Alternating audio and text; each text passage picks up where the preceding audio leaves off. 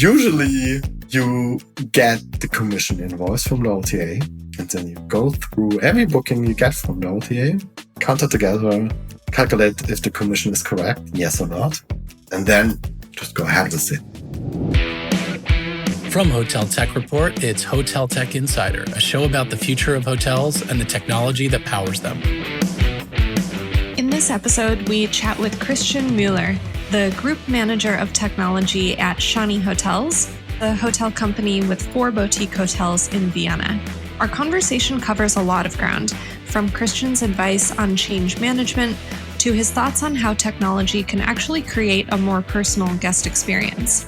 If you want to use technology to improve the guest experience at your hotel, you'll want to listen to this one. I do like to start the conversations by getting to know you a little bit better.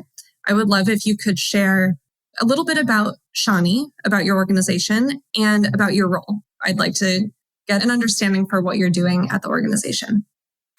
Thanks for having me. I'm Christian Müller. I'm Group Manager Technology for the Schani Hotels. Schani Hotels is an hotel group based in Vienna with now 4 hotels.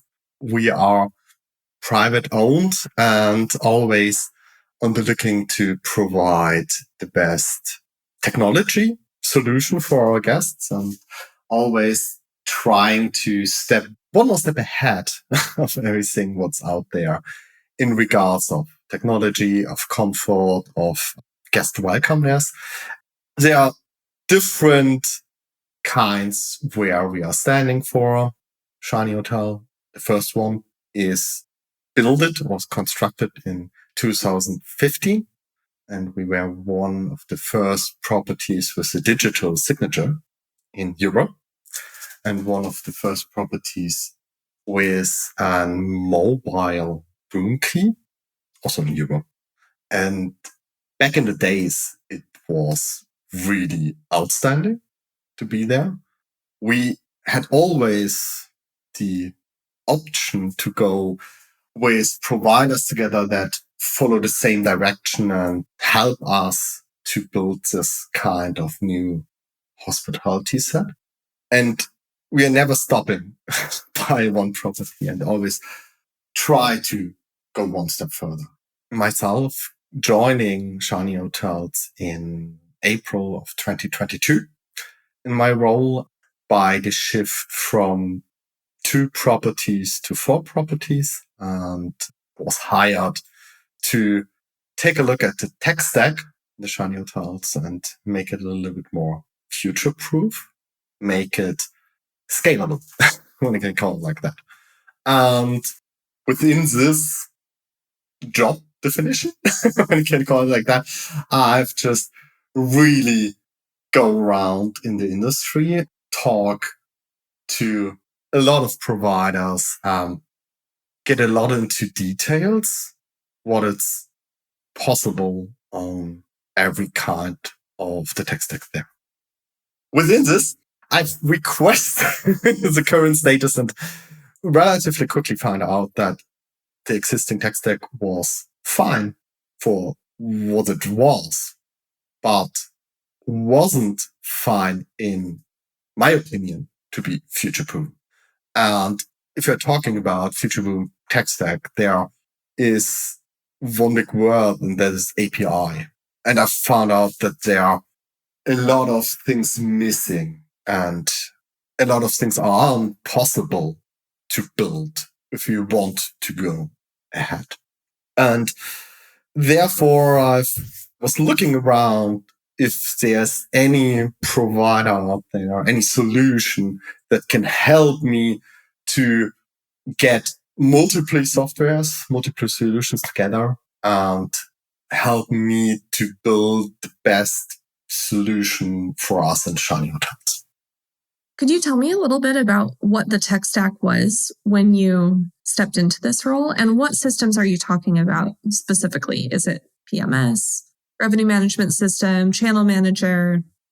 Correct. We had a really good PMS back in the days. It was Stay in Touch.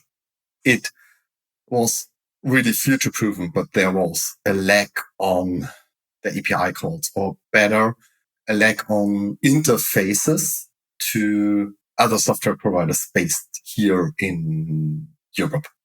This is sometimes a problem that you get PMS or a solution you want to use, but they're typical only connected or available in one specific area, connected to typical providers in that specific area. But our main goal, or my main challenge back in the day, was that our guest journey wasn't future-proof, as we already provide a digital guest journey. That means just send a guest confirmation with a link to download our Schani application, to start pre-check-in, to get the mobile key, and then the guest just arrive and can check in at our kiosk. And that's it. And in my opinion, it's okay in typical hotel, but we at Schani always want to go one step ahead. And we're requesting that completely guest journey and just relatively quickly find out that this whole gap is by only providing guest journey on our application itself. In 2015, everybody was excited about an application for whatever business you're running, right? And probably there are also areas on our planet where applications are still a valid thing. But in Europe, nobody wants to download an application anymore. You have around 100 applications installed already. Why just download one more if that has only one usage, just for one day, one time? And we just had around 8% of all guests using that application. And I really was sure that it is because of the application, or that you have to download it. And therefore, I was just looking around if there's any web application or any web solution that can help us. I was talking to our existing providers, just look around in the industry, just talk to startups. I even talked to dedicated developers and ask them, hey, is it possible that you can develop us a web application that make it sense for us to replace it? As our provider mentioned that they won't get a step to convert the native application into a web application. Yeah, and therefore I was really looking around and just found one provider. It was a lucky call. The provider wasn't on the market with the product then when I found him, and then talk to the product owner. And we just had really good 2 hours and talk about what's possible. And 3 months later, he come to me and say, hey, we're going to the market. Do you see any opportunity to join us, or that we can help Schani to build a better tech stack or build a best guest solution? And in general agreement, anybody agreed, hey, we need to change something. Then I've started to design tech stack, when I can say it like that, a little bit from scratch. I won't change anything in the first place, but by changing the guest journey was requesting myself to maybe changing the PMS, was forced me to change the payment provider, bringing me to the point that I need to change the channel manager and I need to change the RMS and so on and so on. Right? And on that journey, we really talk to a lot more providers and find a solution that works for us and is now on a point where we can say this current tech stack is scalable. And that kind of also relatively quickly rolled out. When I can think about it, typical PMS rollout times are 3 months, 6 months or more, depend on the provider. In the worst case, and if we keep the OTAs out because they're a little bit more pain in the air. We are able to roll out a new property within some weeks, when not less. So this is really a big thing, right? We are currently working together with Apaleo as a PMS, working together with Light Magic for the guest journey and for the complete messaging, the complete web application, the mobile keys, and the kiosk solution. Working together with Hairfiller as a door lock provider to provide us the digital opening, because this is always a big point. Open a door just only from the web and not required any Bluetooth connection or any NFC connection. And we work together with SiteMinder as our channel manager and Adyen as a payment provider. And nevertheless, Pace is a revenue system and Revinate for our marketing campaigns. Our POS system is HelloChess. We are looking for a light POS solution, and Event Temple for our whole event space, properties. But back, just jump back. How to change it, or how change management was looking like. It was a really big point for us. And we are always requesting if we really need to change the system or if there's any way to keep our current solution in a particular area.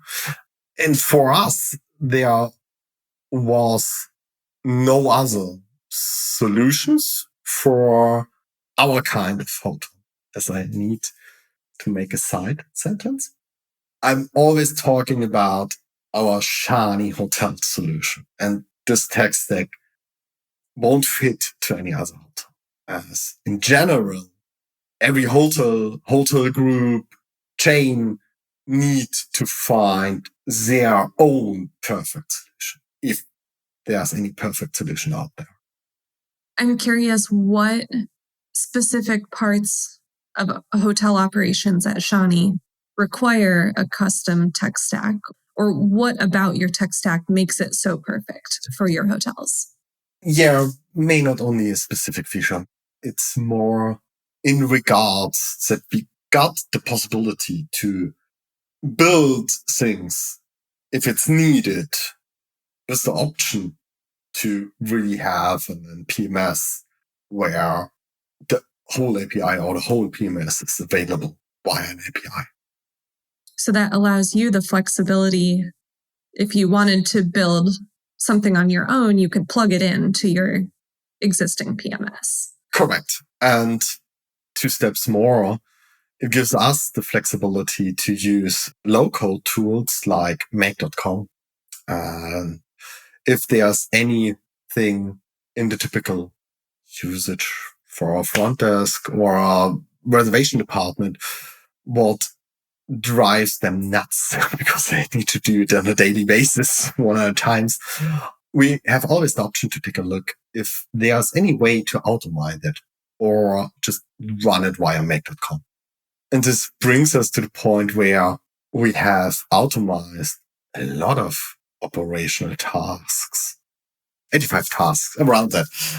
Now running automized via a local tool in background, and our operational stuff don't need to take anything.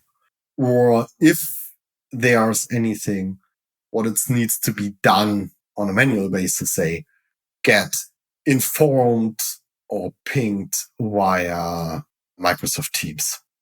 As we use in Office 365, who not? And using Microsoft Teams as an internal messaging tool. There are a lot of options with the use of Microsoft and the use of local tools, also other providers, to ping you on certain tasks. And the quickest thing is if guests book late checkout, our housekeeping department directly get a notification message on Teams that this room has late checkout and will check out at whatever time. There's no need to take a look at the PMS. There's no need to take a look at any other printed out sheet of paper where I spend all the time. What? Just get a message and easy and know what's going on. Can you tell me more about the tasks that you've automated? Do you have some other examples? I mean, 85 is pretty impressive. So I'm curious what else you've automated. Yeah, for sure. Quickly take a look. There is a lot. We just automate the task for payment links. It's really cool. We get an option inside of Paleo to create payment links to send the guest a link where they can pay their stay with credit card, with direct bank transfer, with Klarna or PayPal. And typical, this link will get created but not sent to the guest. And we just create a flow that's read out the charge code on the folio, and then the payment link gets created, and we create a message to the email address from the guest where it stands in, hey, thanks for your stay. What? There's a little bit of reservation details, and here are the payment links for that.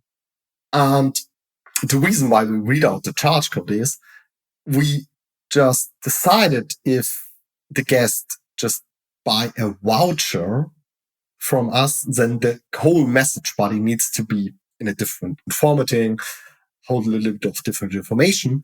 And when we read out the payment link is created and on the folio is a charge code with voucher on it, then we just rephrase the whole text we sent to the guest. And typical, the payment link is valid for 7 days. And if the payment link gets paid, just fine. If the payment link isn't paid, we automatically notify our reservation department and the specific reception from the house that this payment link is expired and they need to contact the guest again, the link again, or they can recreate the link. Just one easy solution. Another solution we had is the guest data cleaning and the comment cleaning. This means we just scan every incoming reservation to read out the comments attached to the reservation. Every hotel knows this non-smoking comment and whatever comment you typically get from the OTAs. Nowadays, useless for us because every room is a non-smoking room. Why send us the comment? It's only trash. And we just read out the comment, just delete this typical OTA comments and just leave in the valid comments for us. And then comes the point where it gets interesting for us. Because if there in the comments is comment like baby bed or dog or anything like that, we just notify our staff, hey, they are looking for a baby bed. We need to book a baby bed. Or say just looking for a dog. Just contact the guest that they need to book the extra dog. Or if a guest just already books the extra dog or baby bed or things like that, we just notify our staff. And on the other hand, we are looking for departure or departing rooms with the extra dog or baby bed already in it. So you only need to change the linen on the baby bed and not to move the baby bed around. So small things like that. I'm curious, how have staff and guests reacted to these automated tasks? Are guests pretty happy with the results, and are employees happy with how easy it is? The guests won't realize it. What can I say about texting and what typical is from a guest perspective? It's most tasks for guests get automated by providers. So a lot of things in the hotel industry are built with guests in mind. So built for guests to make a better stay for them. But a small portion of tools are built in our industry for our staff, our employees. And think about it. Why an employee want to use a tool that looks like Windows 95 and works like Excel. Sorry to say it, but a lot of typical hotel employees don't want touch tools, don't want to work with such solution. And if you not find a solution that work for your employees, like working for your guests, so operating in as easy as usable like WhatsApp, TikTok, Instagram, tools you already know from your everyday usage, they don't want to use it. And the most of the automatizations we just build are for our employees. And in the first place, or we started to build such automation as employees required it, as our colleagues come to us and say, hey, we are just missing this specific function from our old tech stack. We just need it. Give it back to us. And therefore, we start to build it. And relatively quickly, we go ahead. They always come with new ideas and say, hey, we have this repetitive task once a week, once a day, once a month. Is there any way to automate such a process? Another good example is the commission invoicing within typical OTA. So usually you get the commission invoice from the OTA, and then you go through every booking you get from the OTA, count it together, calculate if the commission is correct, yes or not, and then just go ahead with the invoice. And it took, depend on the amount of bookings you get from them, 2, 3, 4 hours a month or more. We just got the option to read out the commission from our channel manager and calculate it prior to the invoice.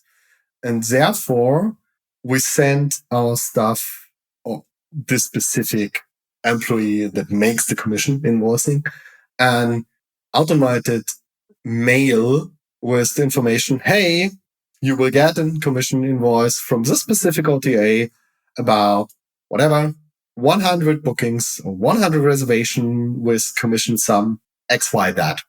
And they only need to compare if the number from the OTA is the number we send them. If yes, just send it out. If no, go ahead and calculate it, right? Count it. And in the first month, we just create that thing. We have differences in send area, right? So 1, 2, 3, 20 cents difference from that, what we calculated and what the OTA just sent us. And then we just go ahead and say, okay, there are some rounding issues in our calculation. So it matches. And our staff don't need to waste the time anymore for it. Only if they found 20 euros, whatever, the bigger amount is the difference, then you need to take a deeper look at it. But this just really saved time. I'm curious, with so many changes to the tech stack in the last few years, how have you made the transition easy for staff? I'm sure you needed to get their support when you're implementing a new system. And then once the system has been implemented, make sure that they're using it properly.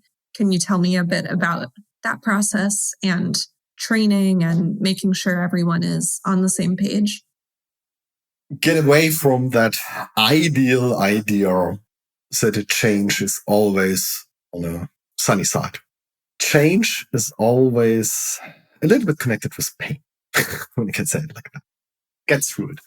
What I mean with that is that in the first place, you always hear the flowery words from the providers and everything will get smooth and it will be better after the switch than prior to it. And to be honest, a switch, especially if we're talking about PMS and other systems connected to it, is hard. You need to find your own way to deal with it. And you need to make it clear for you and your employees that it will be better, but not one day after the switch and also not 2 weeks after the switch. Hear what your employees say. get in touch with the staff, not get in touch with the line managers, just get in touch with the staff, talk to them, get feedback from them on every task and talk to the staff. However, what it is or what point it is, the staff will have feedback for you. And talk to the departments that are related to the specific software. So if you change your sales and catering software, then not talk to your housekeeping manager, because a lot of things are not relatable for him. But talk to your banqueting staff, talk to your catering staff, talk to your marketing department, because maybe they need to change the whole marketing things built in the tool, and get sure that interface requirements are the same from one provider to another, and not fall into the trap that, we have an interface to that provider. That is okay. They always can pay it. And then the connection points only 50% from the last connection. And in the whole process, it's a constant reminder to everybody that is involved in the whole change that these are the good points. We already changed. We are now already better than 1 year ago. Right? Focus also on the good things. A lot of employees and also a lot of managers, I think it's a human thing, quickly fall into pointing to not functional things or pointing to what's going wrong with whatever interface, with whatever solution. And it's okay. Just name it, just make it clear what's going wrong. But always remind them that these are the points, make a list, make slides, whatever, talk to them. These are the points. So really looking better than 1 year ago. And we are really on a better way for our guests, for our staff, for the interfaces than 1 year ago. And if you constantly remind them, hey, we are on the right way, there won't be the golden unicorn solution for you that makes everything what you're wishing for, then they get away with it. Because however solution your property, your chain currently using, you will always find at least one employee that has one big bad thing to say about it. And even if it's because the color of the PMS on one specific button is now green and not red. You mentioned when the option for check-in was with the app, only 8% of guests were using the app. Now that you have some better solutions in place, what percentage of guests are using some type of digital check-in? Maybe we need to differentiate a little bit, because when we are talking about pre-check-in, so guests making the pre-check-in on their mobile phone or making the digital check-in on our kiosk solution inside of our properties. But somewhere around, we are talking about 70% using the complete digital pre-check-in for everything. Depends on the property, because it depends a little bit on the guests, where the guest is coming from, things like that. But all around all over for properties, we're talking about 70% using mobile check-in, digital check-in, and 98%, 99% using overall the digital check-in as we required it to check in on our kiosk. It's huge. Another number that really blows my mind was the usage of WhatsApp. With the change, we give the option to every guest to choose the communication channel. And now we're just offering the communication or the contact channel email and WhatsApp. We're always looking to expand a little bit and also use other messaging solutions. But in our current stack, it's WhatsApp. As we get a little bit in trouble with typical SMS, especially in regards of the country codings and by sending SMS and sending links. Yeah. However, every guest gets an email and gets a WhatsApp message with the confirmation and a link in it. And as soon as the guest click on the link, he gets requested his preferred communication channel. And typical every guest make a choice in the first step. And over 60% of all guests using WhatsApp instead of email. And it's really interesting. The number are growing, and the number are also gets higher as older the guests are. It's really crazy. And we get a better feedback from guests using WhatsApp, and another kind of messages from guests using WhatsApp. They just send us messages with heart emotion, smileys in it, or voice messages, or things like that. And they have another vibe of communicating with us as a hotel prior to communicating via email or sound. A little bit connecting this is you usually write an email in your work environment. Think about when you write the last email on a private base. For me, it's 2 months, 3 months ago. I don't know. Emails are only used for newsletters or to get a call to action link. But a message inside of WhatsApp is always connected to a more private vibe.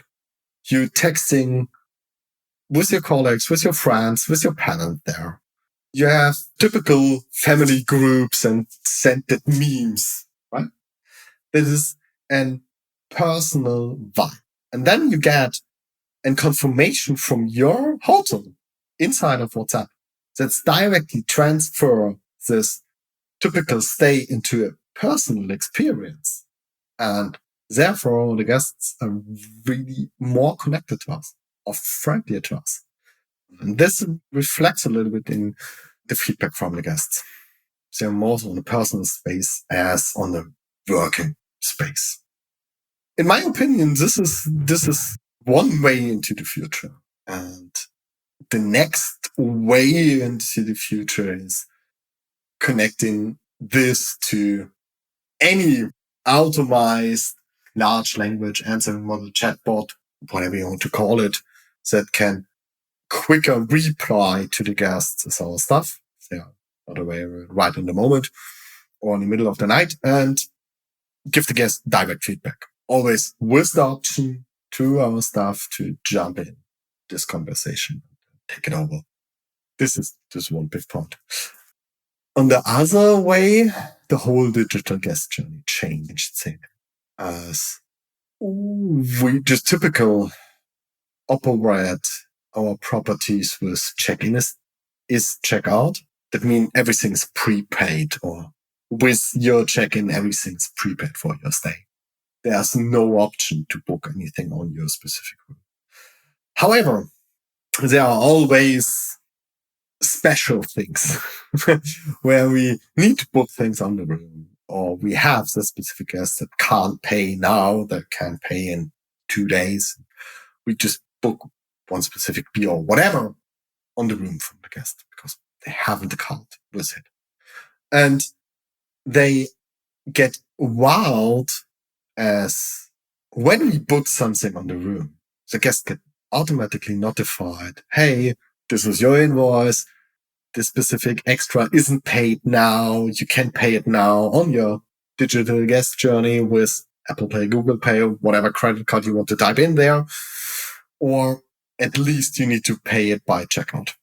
And this is a thing where especially older guests get wowed by what's possible with technology nowadays.